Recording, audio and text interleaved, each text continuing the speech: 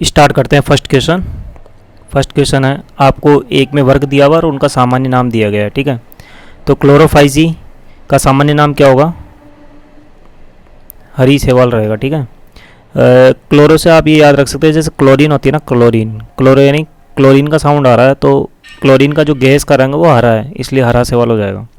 एक रोडोफाइसी देखिए, रोडोफाइसी बोले तो रेड का साउंड आ रहा है तो लाल शैवाल हो जाएगा। ठीक है, फियोफाइसी भूरा शैवाल होता है और साइनोफाइसी नीले हरे शैवाल होता है। एक बार शैवाल को शॉर्ट में एक बार देख लेते हैं क्या होता है। शैवाल का जो अध्ययन है वो क्या कहलाता है? फाइकोलॉजी कहलाता है। और जो शैवाल है हरित लवक युक्त, संवहन उत्तक रहित और स्वपोषी होते हैं। ठीक है, और कुछ शैवालों में गति करने के लिए फ्लैजिला पाया जाता है। बर्फ पर पाए जाने वाले शैवाल को क्रिप्टोफाइटस कहते हैं और चट्टान पर पाए जाने वाले को लिथोफाइटस बोलते हैं। ठीक है, कुछ लक्षण देख लेते हैं इसके। शैवालों की जो कोशिकाओं में सेलुलोज की बनी कोशिका भित्ति होती है। शैवालों में भोज्य पदार्थों का जो संचय होता है वो स्टार्च के रूप में होता है। ठीक है, और इसके बाद देख लीजिए, इसमें प्रकाश संश्लेषण के लिए प्राय हरा वर्णक उपस्थित रहता है। 3 प्रकार के वर्णक पाए जाते हैं, हरा, लाल और भूरा। 3 वर्णकों के आधार पर शैवालों को 3 प्रमुख वर्गों में विभाजित किया गया है। पहला हो जाए क्लोरोफाइसी, दूसरा क्रोडोफाइसी और तीसरा फियोफाइसी। इनके जो सामान्य नाम है वो क्या है? हरा वर्णक है क्लोरोफाइसी का, रोडोफाइसी का लाल वर्णक हो जाएगा और फियोफाइसी का भूरा वर्णक हो जाएगा। नेक्स्ट क्वेश्चन पे चलते हैं। नेक्स्ट क्वेश्चन है, टाइगर लीजन या फ्री इंडिया लीजन के संस्थापक कौन थे? सुभाष चंद्र बोस थे। ठीक है, एक बार देख लेते हैं सुभाष चंद्र बोस। 1939 में महात्मा गांधी द्वारा प्रस्तावित प्रत्याशी पट्टाभी सीतारामैया को हराकर सुभाष चंद्र बोस कांग्रेस के अध्यक्ष चुने गए। ठीक है, इसके बाद देखिए, 1 मई 1939 को सुभाष चंद्र बोस ने कांग्रेस के भीतर ही एक नए गुट का गठन किया जिसे फॉरवर्ड ब्लॉक कहा जाता है। सुभाष चंद्र बोस ने स्वतंत्रता संघर्ष के दौरान फ्री इंडियन लीजन नामक सेना बनाई थी। ठीक है, एक बार थोड़ा सा और देख लेते हैं सुभाष चंद्र बोस के बारे में। सुभाष चंद्र बोस ने की जो एक पुस्तक है उसका नाम क्या है? Indian struggle. ठीक है, और ये इनकी पुस्तक हो गई। लाला हरदयाल ने और काशीराम ने मिलकर गदर पार्टी की स्थापना की थी। ठीक है, कब की थी? 1913 में की थी। आगे नेक्स्ट क्वेश्चन पे चलिए। नंबर 3 क्वेश्चन, सुश्री भक्ति प्रदीप कुलकर्णी को निम्नलिखित में से किस खेल में उत्कृष्ट योगदान के लिए अर्जुन पुरस्कार 2022 से सम्मानित किया गया है? तो इनको शतरंज खेल में अर्जुन पुरस्कार से सम्मानित किया गया था। आइए एक बार देख लेते हैं अर्जुन पुरस्कार किस किस को मिला था 2022 में। 25 खिलाड़ियों को अर्जुन पुरस्कार मिला, जिसमें हो जाएगा सीमा पूनिया जो कि एथलेटिक्स हैं, एडोल्फ पॉल है एथलेटिक्स से संबंधित, अविनाश मुकुंद सांबले ये भी एथलेटिक्स से हैं, लक्ष्य सेन बैडमिंटन से, लक्ष्य सेन हो जाएंगे बैडमिंटन से हो जाएंगे, HS प्रणय ये भी बैडमिंटन से है, अमित मुक्केबाजी से, निखत जरीन बॉक्सिंग से, ये भक्ति प्रदीप कुलकर्णी शतरंज से, आर प्रज्ञानंद शतरंज से, दीपक ग्रेस एक्का हॉकी से संबंधित है, सुशीला देवी जूडो से, साक्षी कुमारी कबड्डी से, नयन मोनी सेकिया लॉन बॉल से, सागर कैलाश ओवलकर मलखंब से, इलावेनिल वलारीवन शूटिंग से, ओम प्रकाश मित्रवाल शूटिंग से, सृजा कुला टेबल टेनिस से, विकास ठाकुर वेट लिफ्टिंग से, अंशु कुश्ती से संबंधित है, और सरिता कुश्ती, Parveen wushu, Mansi Girish Chandra Joshi para badminton, Tarun Dhillon para badminton, Swapnil Sanjay Patil para swimming, और जेरलिन अनिका जे बधिर बैडमिंटन से संबंधित है। नेक्स्ट क्वेश्चन पे आइए। अचल पूंजी के उपभोग को किस रूप में जाना जाता है? मूल्यह्रास के रूप में जाना जाता है, यानी कि डेप्रिसिएशन। ठीक है, इससे रिलेटेड एक क्वेश्चन देखते हैं। यह आया हुआ क्वेश्चन है। TCS में ये R11 का मतलब हो गया रिपीटेशन 11 बार आ चुका है, और इस बार भी CGL 2023 जो अपन अभी एनालिसिस कर रहे हैं जीके का, उसमें भी ये क्वेश्चन आया है डेप्रिसिएशन से संबंधित। सकल राष्ट्रीय उत्पाद और शुद्ध राष्ट्रीय उत्पाद के बीच का अंतर किसके बराबर होता है? मूल्यह्रास के बराबर होता है। GNP बोलते हैं शॉर्ट में, और इसको NNP, gross national product, net national product. Next आइए, भारतीय लेखा परीक्षा और लेखा विभाग का प्रशासनिक प्रमुख कौन होता है? नियंत्रक एवं महालेखा परीक्षक होता है। इसको इंग्लिश में कंट्रोलर एंड ऑडिटर जनरल भी बोलते हैं, यानी कि CAG। ठीक है। अभी भारत में कौन है? अभी भारत में गिरीश चंद्र मुर्मू है। ठीक है। ये भारत के कौन से हैं? 14वें नंबर के हैं। और ये जो CAG पद है वो ब्रिटेन से लिया गया है। ठीक है। आइए इनके बारे में कुछ देख लेते हैं, कौन कौन सा अनुच्छेद में है, क्या है, कौन नियुक्ति करता है। अनुच्छेद 148 से 151 में है CAG, और CAG की जो नियुक्ति है वो कौन करता है? राष्ट्रपति करता है। इनको हटाने की जो प्रक्रिया है वो उच्चतम न्यायालय के न्यायाधीश के समान होती है। और इनका जो पदावधि ग्रहण करने की जो तिथि होती है 6 वर्ष होगी, या फिर पूर्व 65 वर्ष की आयु प्राप्त कर लेता है तो वह अवकाश ग्रहण कर लेगा। CAG सार्वजनिक धन का संरक्षक होता है, और सेवानिवृत्ति के पश्चात भारत सरकार के अधीन कोई पद धारण नहीं कर सकता। नेक्स्ट, CAG केंद्र सरकार के लेखाओं से संबंधित प्रतिवेदनों को राष्ट्रपति को देता है, जिसे वह संसद के प्रत्येक सदन के पटल पर रखते हैं। और सेम ये राज्य स्तर पर राज्यपाल को देगा, और राज्यपाल क्या करेगा? विधानमंडल के पटल पर रखता है। ठीक है। जो भी लेखा राज्यपाल को देगा वो राज्यपाल क्या करेगा? विधानमंडल में रखेगा उसको सामने। बाकी 3 लेखा परीक्षा प्रतिवेदन प्रस्तुत करता है राष्ट्रपति को CAG। ठीक है। ये हो जाए तो विनियोग लेखाओं पर लेखा परीक्षा रिपोर्ट, वित्तीय लेखाओं पर लेखा परीक्षा रिपोर्ट, और सरकारी उपक्रमों पर लेखा परीक्षा रिपोर्ट। ठीक है। और बाकी ये देख लीजिएगा आगे, ये भी पढ़ लीजिए। इसके उपरांत लोक लेखा समिति इनकी जांच करती है। लोक लेखा समिति क्या करेगी? जांच करेगी, और इसके निष्कर्षों से संसद को अवगत कराती है। ठीक है। CAG का जो परीक्षक संसद की लोक लेखा समिति के गाइड, मित्र और मार्गदर्शक के रूप में कार्य करता है। नेक्स्ट क्वेश्चन पे आइए, निम्नलिखित में से कौन सा देश AFC महिला एशिया कप फुटबॉल 2022 का आयोजक था? भारत था। ठीक है। इसमें चीन जीत जाता है। ठीक है। इसमें किसको हराता है? साउथ अफ्रीका को हरा देता है, नहीं साउथ कोरिया को, सॉरी साउथ कोरिया को क्या होता है? हरा देता है चाइना। ठीक है। नेक्स्ट क्वेश्चन पे आइए, ये जो चाइना है वो 9वीं बार इस खिताब को जीता है इसने 9वीं बार।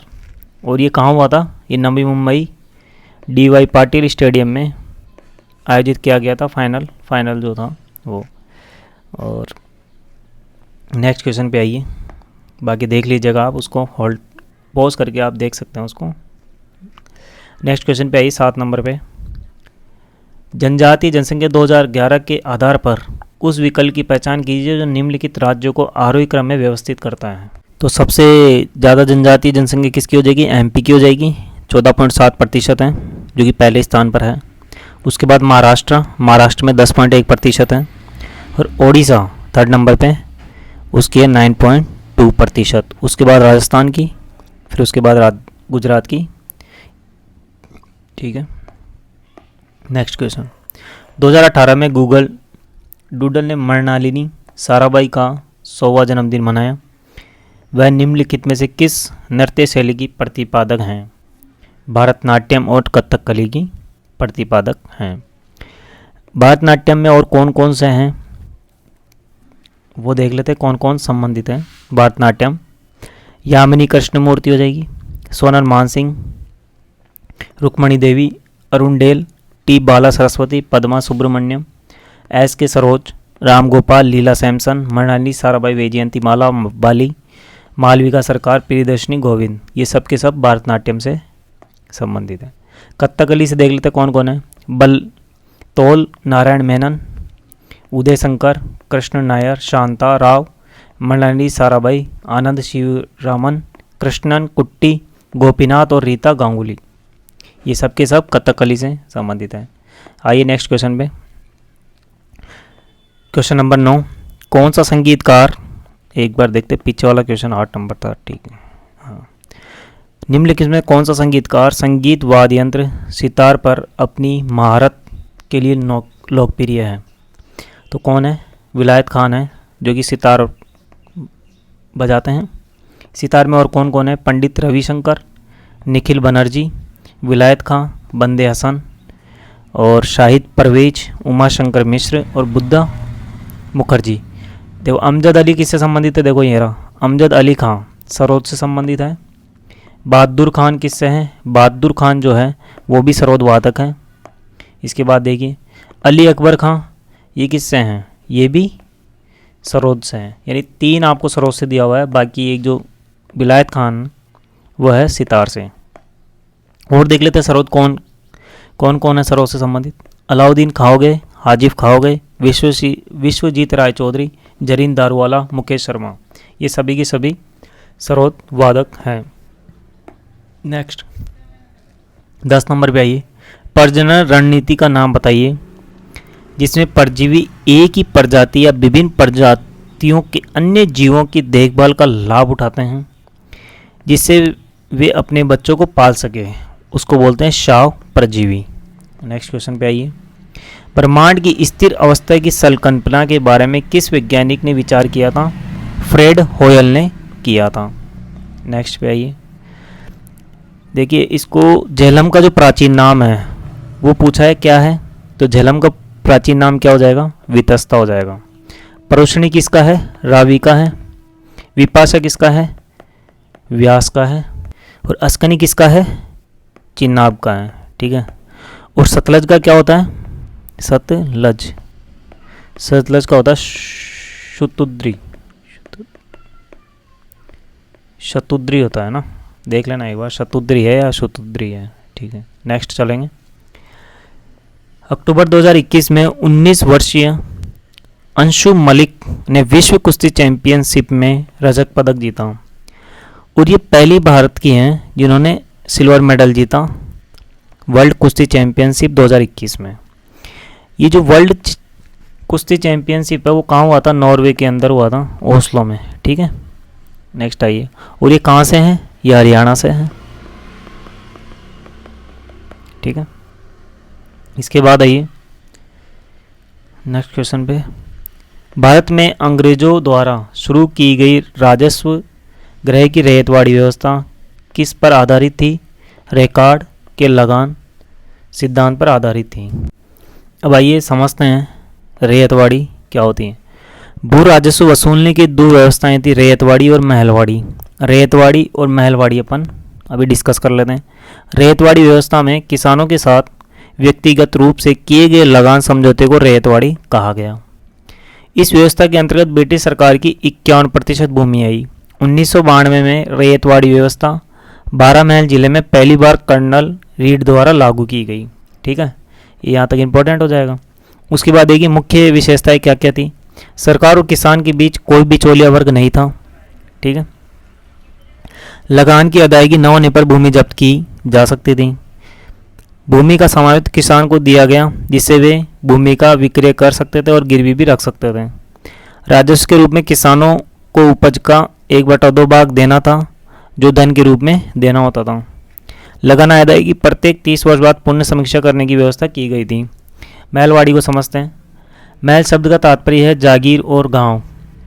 इस पद्धति में सरकार ने राजस्व के लिए कृषकों से सीधा संपर्क नहीं किया बल्कि गांव और जागीरों के मुखिया या लंबदार को राजस्व वसूली का आधार बनाया और 1822 में ये व्यवस्था प्रारंभ की गई, ठीक है।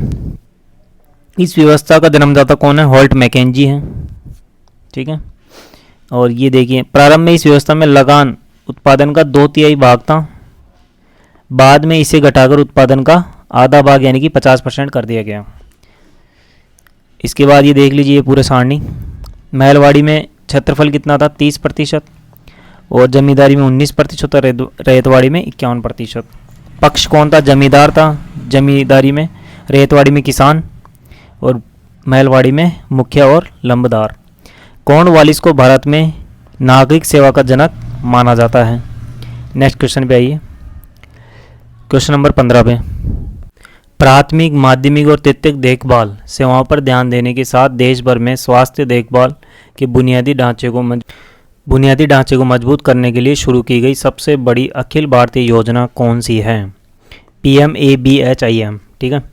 1 फरवरी 2021 को ये योजना आई थी, प्रधानमंत्री आत्मनिर्भर स्वस्थ भारत योजना, ठीक है, जिसका नाम बदल दिया गया और उसको बोला गया PM Ayushman Bharat health infrastructure mission, ठीक है।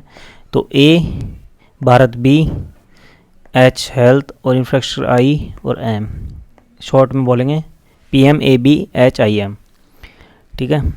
नेक्स्ट क्वेश्चन पे आइए। नीति आयोग द्वारा तैयार किए गए नवंबर 2021 में जारी किए गए पहले बहुआयामी गरीबी सूचकांक MPI के अनुसार निम्नलिखित में से कौन सा राज्य सबसे गरीब राज्य के रूप में उभरा?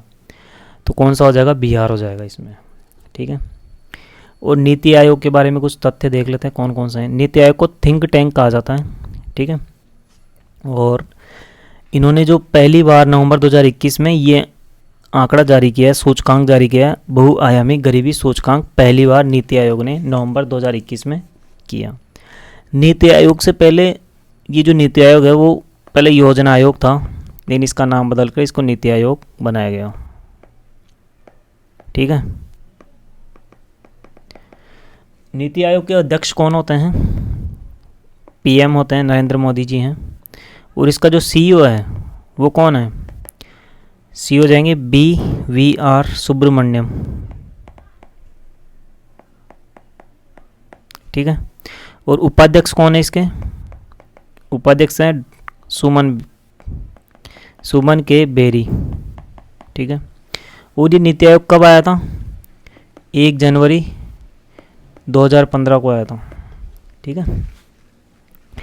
नीति आयोग की फुल फॉर्म क्या होगी?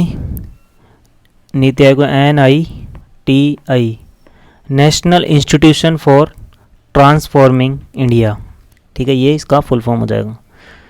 एक बार देख लीजिए इसमें कौन कौन से, इसमें जो आबादी है सबसे जो गरीब लोग मिलेंगे वो कहाँ मिलेंगे? बिहार में मिलेंगे, 51.91% है आबादी बहुआयामी रूप से गरीब है। इसके बाद झारखंड आ जाएगा 42.16%, उसके बाद यूपी आ जाएगा, फिर मध्य प्रदेश और फिर मेघालय। नेक्स्ट क्वेश्चन पे आइए। भारतनाट्यम दक्षिण भारत के धार्मिक विषयों और शैव धर्म के आध्यात्मिक विचारों को व्यक्त करता है, ठीक है। शैव धर्म के आध्यात्मिक विचारों क्या करता है? व्यक्त करता है। शैव धर्म जो है इसमें भगवान शिव जी की पूजा करने को शैव और शैव से संबंधित धर्म को शैव धर्म कहा गया है, ठीक है। भगवान शिव जी की इसमें क्या की जाती है? पूजा की जाती है, ठीक है। नेक्स्ट आते हैं जैन धर्म का, देख लेते हैं। जैन धर्म का संस्थापक कौन है? जो प्रथम जो फर्स्ट थे इसके तीर्थंकर वो कौन थे? ऋषभ देव। और 23वें कौन थे? 23rd कौन था? पार्श्वनाथ। और 24वें कौन थे? महावीर स्वामी, ठीक है। बुद्ध धर्म के संस्थापक कौन है? गौतम बुद्ध, ठीक है। और गौतम बुद्ध को एशिया का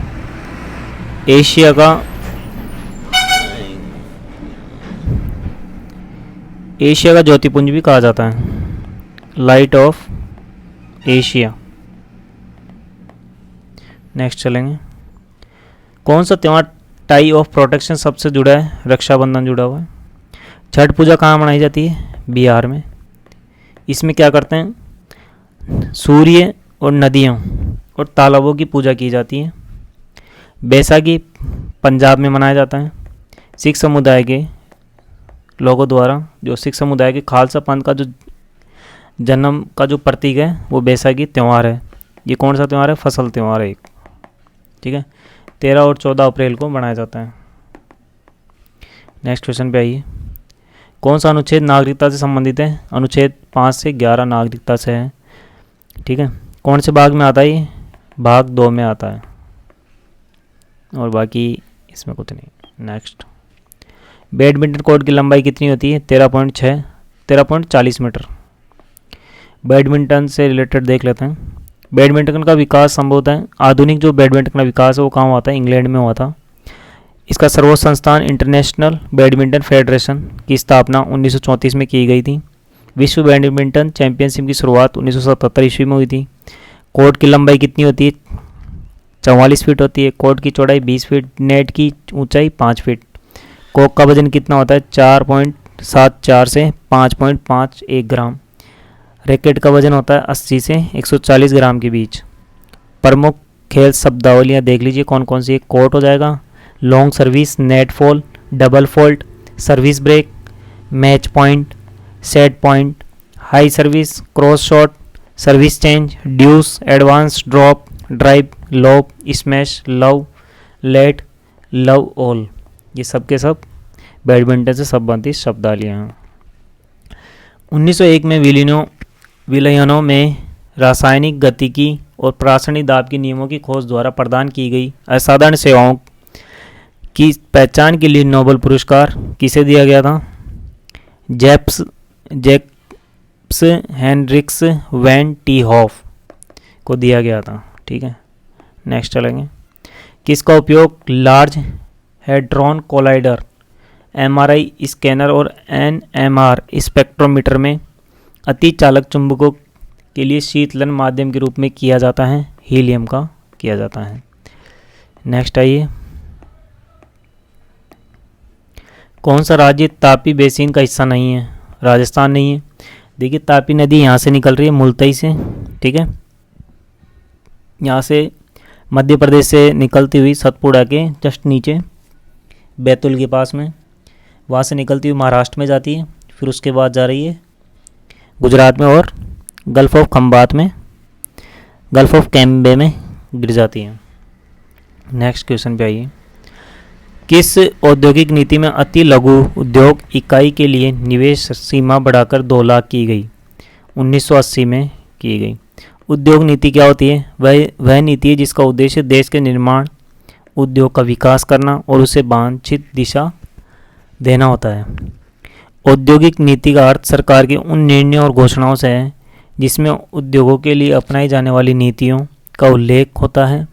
सरकार द्वारा बनाई गई औद्योगिक नीति से उस देश के औद्योगिक विकास के तथ्यों का पता चलता है। ठीक है, 1947 स्वतंत्रता की प्राप्ति के बाद अब तक भारत में 6 बार औद्योगिक नीति की घोषणा कर चुका है। जो पहली औद्योगिक नीति कब आई थी? 1948 में, दूसरी 1956 में, तीसरी 1977 में, चौथी 1980 में, पाँचवीं 1990 में और छठी 1991 में और सातवीं अभी आई है 2022 में। Next question. चोल प्रशासन में सभा गांव में सदन होती थी, मुख्य रूप से ब्राह्मणों द्वारा बसाई गई थी। किसके द्वारा बसाई गई थी? ब्राह्मणों के द्वारा बसाया गया था। नेक्स्ट देखिए, सभा और महासभा यह मूलतः अग्रहारो ब्राह्मण बस्तियों की सभा थी जिसके सदस्यों को पेरुमक्कल कहा जाता था। यह सभा वरियम नाम की समितियों के द्वारा अपने कार्य को संचालित करती थी। सभा की बैठक गांव में मंदिर के निकट वृक्ष के नीचे तालाब के किनारे होती थी। व्यापारियों की सभा को नगरम कहते थे। उर क्या होता है? सर्वसाधारण लोगों की सम्मति थी जिसका कार्य होता था सार्वजनिक कल्याण के लिए तालाबों बगीचों के निर्माण हेतु गांव की भूमि का अधिग्रहण करना। थैंक यू, आपका धन्यवाद वीडियो देखने के लिए। ऐसे ही और सेट में लाते रहूँगा 2023 के जो पेपर है जीके के, उनका डिटेल सॉल्यूशंस लाता रहूँगा। बने रहिए, धन्यवाद।